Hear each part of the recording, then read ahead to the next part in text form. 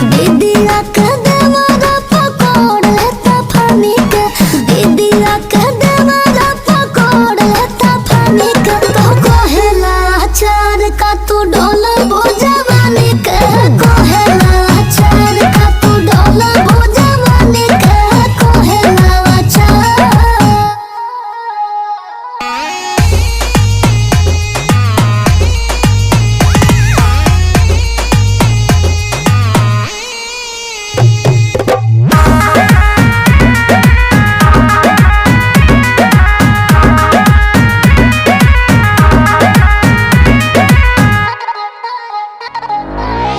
रहेला टाहिर में छेकल राही में कौशल चाहेला हमरा